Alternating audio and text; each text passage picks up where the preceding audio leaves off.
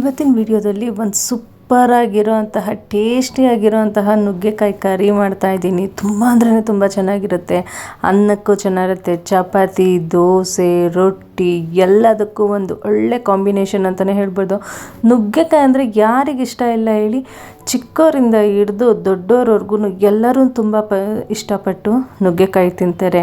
ನುಗ್ಗೆಕಾಯಿ ಹೇಗೆ ಮಾಡಿದ್ರೂ ಚೆನ್ನಾಗಾಗುತ್ತೆ, ಆದರೆ ಈ ಥರ ಮಾಡಿದ್ರಂತೂ ಬಾಯಿಗಿಟ್ಟರೆ ಆಹಾ ಒಂದೆರಡು ರೊಟ್ಟಿ ಜಾಸ್ತಿನೇ ತಿನ್ನಬೇಕು ಅನಿಸುತ್ತೆ, 2 ಚಪಾತಿ ಜಾಸ್ತಿನೇ ತಿನ್ನಬೇಕು ಅಂತ, ಅಷ್ಟು ಚೆನ್ನಾಗಿರುತ್ತೆ. ಹಾಗಿದ್ರೆ ಇದನ್ನು ಹೇಗೆ ಮಾಡೋದು ಅಂತ ಹೇಳಿ ನಾನು ಇಲ್ಲಿ ಕ್ವಿಕ್ಕಾಗಿ ಹೇಳ್ಕೊಡ್ತೀನಿ. ನೋಡ್ಕೊಂಬರೋಣ ಒಂದು ಡಿಫ್ರೆಂಟ್ ಸ್ಟೈಲಲ್ಲಿ. ನೋಡಿ, ಮೊದಲಿಗೆ ನಾನಿಲ್ಲಿ 1 ಕಪ್ಪಷ್ಟು ಸ್ವಲ್ಪ 3 ರಿಂದ 4 ಸ್ಪೂನಷ್ಟು ಕಡಲೆ ಬೀಜನ ಹುರ್ಕೊತಾ ಇದ್ದೀನಿ. ಕಡಲೆ ಬೀಜನ ಚೆನ್ನಾಗಿ ಹುರ್ಕೊಬೇಕಾಗುತ್ತೆ. ಕಡಲೆ ಬೀಜ ಹುರಿದಾದ್ಮೇಲೆ ಸ್ವಲ್ಪ 2 ರಿಂದ 3 ಸ್ಪೂನಷ್ಟು ಕೊಬ್ಬರಿ ತುರಿ ಅಥವಾ ಕಾಯಿ ತುರಿ ಯಾವುದಾದ್ರೂ ಸರಿ ಹಾಕ್ಕೊಂಡು ಅದು ಕಡಲೆ ಬೀಜ ಎಲ್ಲನೂ ಹುರ್ಕೊಬೇಕಾಗುತ್ತೆ. ಮತ್ತು ಒಂದು ಸ್ವಲ್ಪ ಕೊತ್ತಂಬರಿ ಸೊಪ್ಪು ಕೂಡ ಅದಕ್ಕೆ ಹಾಕ್ಕೊಂಡು ಚೆನ್ನಾಗಿ ಹುರ್ಕೊಬೇಕಾಗುತ್ತೆ. ಈ ಕೊತ್ತಂಬರಿ ಸೊಪ್ಪು, ತೆಂಗಿನಕಾಯಿ, ಕಡಲೆ ಬೀಜ ಇದೆಲ್ಲ ಹುರಿದಾದ್ಮೇಲೆ ಒಂದು ಮಿಕ್ಸಿಗೆ ಹಾಕ್ಕೊಂಡು ಅದನ್ನು ಗ್ರೈಂಡ್ ಮಾಡಿಕೊಂಡು ಪಕ್ಕಕ್ಕೆ ಇಟ್ಕೊಂಡ್ಬಿಡೋಣ. ಆಮೇಲೆ ನೋಡ್ತಾ ಇದ್ದೀರಲ್ಲ, ಸ್ವಲ್ಪ ಒಂದು 5 ನಿಮಿಷ ಅಷ್ಟೇ ಹುರ್ಕೊಬೇಕು. ಈಗ ಇದೆಲ್ಲದನ್ನು ಮಿಕ್ಸಿಗೆ ಹಾಕ್ಕೊಂಡು ಪಕ್ಕಕ್ಕೆ ಇಟ್ಕೊಳ್ಳೋಣ. ಮತ್ತು ಇವಾಗ ಒಂದು ಬಾಣಲಿ ಇಟ್ಕೊಂಡಿದ್ದೀನಿ. ಅದರಲ್ಲಿ 2 ರಿಂದ 3 ಸ್ಪೂನಷ್ಟು ಎಣ್ಣೆ ಹಾಕ್ಕೊತಾ ಇದ್ದೀನಿ. ನೋಡಿ, ನುಗ್ಗೆಕಾಯಿ ಒಂದು 4 ನುಗ್ಗೆಕಾಯಿ ತೊಗೊಂಡಿದ್ದೆ. ಆ 4 ನುಗ್ಗೆಕಾಯಿನೂ ಇದಕ್ಕೆ ಹಾಕ್ಕೊಂಡು ಒಂದು ಅರ್ಧ ಸ್ಪೂನಷ್ಟು ಅರಿಶಿನ ಹಾಕ್ಕೊಂಡು ಚೆನ್ನಾಗಿ ಒಂದು 5 ರಿಂದ 6 ನಿಮಿಷ ಕಾಲ ಸ್ವಲ್ಪ ಉಪ್ಪು ಕೂಡ ಹಾಕ್ಕೊಂಡು ಅದನ್ನು ಫ್ರೈ ಮಾಡ್ಕೊಬೇಕಾಗುತ್ತೆ. ಉಪ್ಪು ಹಾಕ್ಕೊಂಡ್ರೆ ನಿಮಗೆಲ್ಲ ಗೊತ್ತಿರೋಂಗೆ ನೀರು ಬಿಟ್ಕೊಳುತ್ತೆ. ಆ ನೀರು ಡ್ರೈ ಆಗೋವರೆಗೂ ಒಂದು 5 ನಿಮಿಷ ಎಣ್ಣೆನಲ್ಲೇ ಚೆನ್ನಾಗಿ ಹುರ್ಕೊಬೇಕಾಗುತ್ತೆ. ಸ್ವಲ್ಪ ನೀರು ಡ್ರೈ ಆದಮೇಲೆ ಹೀಗೆ ಮತ್ತೆ ನಾವು ನೀರು ಹಾಕಿಬಿಟ್ಟು, ನೋಡಿ, ಒಂದು ಅರ್ಧ ಗ್ಲಾಸಷ್ಟು ನೀರು ಹಾಕಿಬಿಟ್ಟು ನಾವು ನುಗ್ಗೆಕಾಯಿನ ಒಂದು 50 to 60%, ಒಂದು 50 ರಿಂದ 60 ಭಾಗ ಬೇಯಿಸ್ಬೇಕಾಗುತ್ತೆ. ಮುಚ್ಚಿಬಿಟ್ಟು ಇಲ್ಲಿ ನುಗ್ಗೆಕಾಯಿನ ಬೇಯಿಸ್ಕೊಳ್ಳೋಣ. ನುಗ್ಗೆಕಾಯಿನ ಒಂದು 5 ರಿಂದ 6 ನಿಮಿಷ ಬೇಯಿಸಕ್ಕೆ ಬಿಡೋಣ. ಪಕ್ಕದಲ್ಲಿ ನಾನು ಇಲ್ಲೊಂದು ಪ್ಯಾನ್ ಇಟ್ಕೊಂಡಿದ್ದೀನಿ. ಆ ಪ್ಯಾನ್ಗೆ ಒಂದು 3 ರಿಂದ 4 ಸ್ಪೂನಷ್ಟು ಎಣ್ಣೆ ಹಾಕೋಣ. ಎಣ್ಣೆ ಕಾದ್ಮೇಲೆ ಈರುಳ್ಳಿನ ಸಣ್ಣದಾಗಿ ಹೆಚ್ಚಿಟ್ಕೊಬೇಕಿರಬೇಕು. ಒಂದು ಮೀಡಿಯಮ್ ಸೈಜ್ ಈರುಳ್ಳಿ, 1 ರಿಂದ 2 ಮೀಡಿಯಮ್ ಸೈಜ್ ಈರುಳ್ಳಿನ ನಮಗೆ ಗ್ರೇವಿಗೆ ಯಾವ ಥರ ಬೇಕು, ನಮಗೆ ಕ್ವಾಂಟಿಟಿ ಎಷ್ಟು ಬೇಕೋ ಅಷ್ಟು ನೋಡಿಕೊಂಡು ನಾವು ಈರುಳ್ಳಿ ಹಾಕ್ಕೊಬೇಕಾಗುತ್ತೆ. ನೋಡಿ, ಇಲ್ಲಿ ಸಣ್ಣದಾಗಿ ಈರುಳ್ಳಿ ಹೆಚ್ಚಿಟ್ಕೊಂಡಿದ್ದೆ. ಅದು ಸ್ವಲ್ಪ ಟ್ರಾನ್ಸ್ಪರೆಂಟ್ ಆಗೋವರೆಗೂ ಎಣ್ಣೆನಲ್ಲೇ ಫ್ರೈ ಮಾಡ್ಕೊಳ್ಳೋಣ.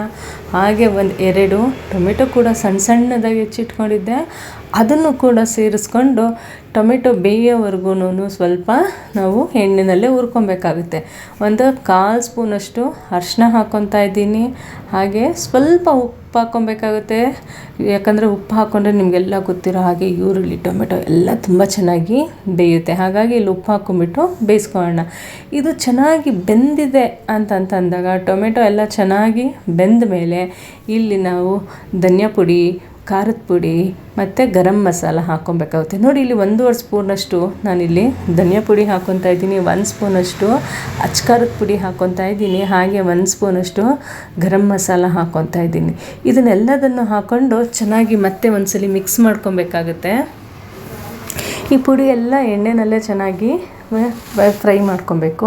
ಮತ್ತು ನಾವು ಆಲ್ರೆಡಿ ಕಡಲೆ ಬೀಜ, ತೆಂಗಿನ ತುರಿ ಹಾಗೆ ಕೊತ್ತಂಬರಿ ಸೊಪ್ಪನ್ನ ಮಿಕ್ಸಿಗೆ ಹಾಕಿಟ್ಕೊಂಡಿದ್ದಲ್ವ, ಅದನ್ನು ಕೂಡ ನೋಡಿ ಇಲ್ಲಿ ನಾನು ಇದಕ್ಕೆ ಸೇರಿಸ್ಕೊಂಡು ಎಲ್ಲನೂ ಎಣ್ಣೆಯಲ್ಲಿ ಸ್ವಲ್ಪ ಒಂದು 5 ನಿಮಿಷ ಕಾಲ ಎಣ್ಣೆನಲ್ಲೇ ಮೀಡಿಯಮ್ ಫ್ಲೇಮಲ್ಲೇ ಹುರ್ಕೊಬೇಕಾಗುತ್ತೆ. ಇದು ಹುರ್ಕೊಂಡಷ್ಟು ಈ ಥರ ತುಂಬ ಚೆನ್ನಾಗಾಗುತ್ತೆ. ಹಾಗಾಗಿ ಹಸಿ ವಾಸನೆ ಹೋಗುತ್ತೆ. ಆವಾಗ ಟೇಸ್ಟ್ ನಿಮಗೆ ತುಂಬ ಚೆನ್ನಾಗಿ ಬರುತ್ತೆ. ನೋಡಿ, ಈ ರೀತಿ ಎಲ್ಲನೂ ಮಿಕ್ಸ್ ಮಾಡ್ಕೊಬೇಕಾಗುತ್ತೆ. ಈ ರೀತಿ ಮಿಕ್ಸ್ ಮಾಡ್ಕೊಂಡ್ಮೇಲೆ ನಮಗೆ ಯಾವ ಕನ್ಸಿಸ್ಟೆನ್ಸಿಗೆ ಬೇಕೋ ಆ ಕನ್ಸಿಸ್ಟೆನ್ಸಿಗೆ ನೀರು ಹಾಕ್ಕೊಂಡು ಮತ್ತೆ ಎಲ್ಲದನ್ನು ಚೆನ್ನಾಗಿ ಮಿಕ್ಸ್ ಮಾಡ್ಕೊಳ್ಳೋಣ. ನೋಡ್ತಾ ಇದ್ದೀರಲ್ಲ, ಸ್ವಲ್ಪ ನೀರು ಹಾಕ್ಕೊಂಡು ಫಸ್ಟು ಎಲ್ಲದನ್ನು ಮಿಕ್ಸ್ ಮಾಡ್ಕೊತಾ ಇದ್ದೀನಿ. ಆಮೇಲೆ ಮತ್ತೆ ನೋಡಿ, ಇಲ್ಲಿ ಜಾಸ್ತಿ ನೀರು ಹಾಕ್ಕೊಂಡು ನಮಗೆ ಕ್ವಾಂಟಿಟಿ ಎಷ್ಟು ಬೇಕು ನೋಡಿಕೊಂಡು, ಅನ್ನಕ್ಕೆ, ಚಪಾತಿಗೆ, ದೋಸೆಗೆ ನೋಡಿಕೊಂಡು ಇಲ್ಲಿ ನಮಗೆ ಕ್ವಾಂಟಿಟಿ ಪ್ರಕಾರ ನಾನು ನೀರು ಹಾಕ್ಕೊಂಡಿದ್ದೀನಿ. ನೀರೆಲ್ಲ ಚೆನ್ನಾಗಿ ಕುದಿ ಬಂದಿದೆ. ಈ ರೀತಿ ನೀರು ಕುದಿ ಬಂದಮೇಲೆ ನಾವು ಪಕ್ಕದಲ್ಲಿ ಬೇಯಕ್ಕಿಟ್ಟಿದ್ವಲ್ಲ ನುಗ್ಗೆಕಾಯಿನ, ಅದನ್ನು ಇದಕ್ಕೆ ಸೇರಿಸ್ಕೊಬೇಕಾಗುತ್ತೆ. ಈಗ ನುಗ್ಗೆಕಾಯಿ ಸೇರಿಸ್ಕೊಂಡು ಮತ್ತೆ ಲಿಡ್ ಕ್ಲೋಸ್ ಮಾಡಿ ಎಲ್ಲದನ್ನು ಮಿಕ್ಸ್ ಮಾಡಿ ಲಿಡ್ ಕ್ಲೋಸ್ ಮಾಡಿಬಿಟ್ಟು ಒಂದು 10 ನಿಮಿಷ ಕಾಲ ಹಾಗೆ ಲಿಡ್ ಕ್ಲೋಸ್ ಮಾಡಿನೇ ಬೇಯಕ್ಕೆ ಬಿಟ್ಬಿಡೋಣ. ಆಮೇಲೆ ನೋಡಿ ನುಗ್ಗೆಕಾಯಿ ಕರಿ ರೆಡಿ ಆಗುತ್ತೆ. ಹೇಗಿರುತ್ತೆ ಅಂತ ನೀವು ಒಂದು ಸಲ ಮನೆಯಲ್ಲಿ ಈ ರೆಸಿಪಿ ಟ್ರೈ ಮಾಡಿ ನೋಡಿ. ಎಲ್ಲ ಆಗುತ್ತೆ ನೋಡ್ತಾ ಇದ್ದೀರಲ್ಲ ಏನು ಸಖತ್ತಾಗಿ ಬಂದಿದೆ ಅಂತಂತ ಹೇಳಿಬಿಟ್ಟು. ನಮ್ಮನೇಲಂತೂ ಈ ನುಗ್ಗೆಕಾಯಿ ಕರಿ ಒಂದು ಫೇವ್ರೆಟ್ ರೆಸಿಪಿ ಅಂತಲೇ ಹೇಳ್ಬೋದು. ವಾರದಲ್ಲಿ 2 ದಿನ ಮಾಡಿದ್ರೂ ಮತ್ತೆ ಮತ್ತೆ ಮಾಡು ಅಂತ ಹೇಳ್ತಾರೆ. ಅಷ್ಟು ಚೆನ್ನಾಗಾಗುತ್ತೆ ಫ್ರೆಂಡ್ಸ್. ನೀವು ಕೂಡ ಮನೆಯಲ್ಲಿ ಒಂದು ಸಲ ಟ್ರೈ ಮಾಡಿ ನೋಡಿ. ಲಾಸ್ಟಲ್ಲಿ ಸ್ವಲ್ಪ ಕೊತ್ತಂಬರಿ ಸೊಪ್ಪನ್ನ ಹಾಕೊಂಬಿಡಿ. ತುಂಬ ಅಂದ್ರೆ ತುಂಬ ಚೆನ್ನಾಗಾಗುತ್ತೆ. ನೀವು ನೋಡ್ತಾ ಇದ್ದೀರಾ ಎಲ್ಲ ಖಾರ ಬೆಂದಿದೆ ಅನ್ನೋದಕ್ಕೆ. ಇಲ್ಲಿ ಎಣ್ಣೆ ನೋಡಿ ಹೇಗೆ ಬಿಟ್ಕೊಂಡಿದೆ ಅಂತ. ಈ ರೀತಿ ಆಗಿದರೆ ಒಂದು ಪರ್ಫೆಕ್ಟ್ ನುಗ್ಗೆಕಾಯಿ ಕರಿ ರೆಡಿಯಾಗಿದೆ ಅಂತ ಹೇಳಿಬಿಟ್ಟು. ನಿಮಗೇನಾದರೂ ಈ ರೆಸಿಪಿ ಇಷ್ಟ ಆದರೆ ಫ್ಯಾಮಿಲಿ, ಫ್ರೆಂಡ್ಸ್, ರಿಲೇಟಿವ್ಸ್ಗೆಲ್ಲ ಶೇರ್ ಮಾಡಿ. ಅವರಿಗೂ ಕೂಡ ಇಷ್ಟ ಆಗುತ್ತೆ, ಹಾಗೆ ಸಹಾಯ ಆಗುತ್ತೆ ಮಾಡ್ಕೊಳ್ಳೋಕ್ಕೆ. ಮತ್ತು ನೀವು ಕೂಡ ಮನೆಯಲ್ಲಿ ಒಂದು ಸಲ ಟ್ರೈ ಮಾಡಿ ನೋಡಿ. ನಿಮ್ಮ ಮನೆ ಮಂದಿ ಎಲ್ಲ ತುಂಬ ಅಂದ್ರೆ ತುಂಬ ಇಷ್ಟಪಟ್ಟು ತಿಂತಾರೆ. ಹಾಗೆ ಹೇಗೆ ಬಂತು ಅಂತ ಕಮೆಂಟ್ ಬಾಕ್ಸಲ್ಲಿ ಕಮೆಂಟ್ ಮಾಡಿ ತಿಳಿಸಿ. ಸೊ ನೀವಿನ್ನು ನನ್ನ ಚಾನಲ್ಗೆ ಸಬ್ಸ್ಕ್ರೈಬ್ ಆಗಿಲ್ಲ ಅಂದರೆ ರಚನಾ ಸವಿರುಚಿಗೆ ಸಬ್ಸ್ಕ್ರೈಬ್ ಆಗಿ, ಹಾಗೆ ಪಕ್ಕದಲ್ಲಿರೋ ಬೆಲ್ ಐಕಾನ್ನ ಕ್ಲಿಕ್ ಮಾಡಿ. ಆಗ ನಾನು ಮಾಡ್ತಕ್ಕಂಥ ವೀಡಿಯೋಸ್ ಎಲ್ಲ ನಿಮಗೆ ನೋಟಿಫಿಕೇಷನ್ ಬರುತ್ತೆ. ಮತ್ತೆ ಒಂದು ಹೊಸ ರೆಸಿಪಿಯೊಂದಿಗೆ ಭೇಟಿಯಾಗೋಣ. ಈ ವಿಡಿಯೋ ನೋಡಿದ್ದಕ್ಕಾಗಿ ಧನ್ಯವಾದಗಳು. Thanks for watching. Bye bye.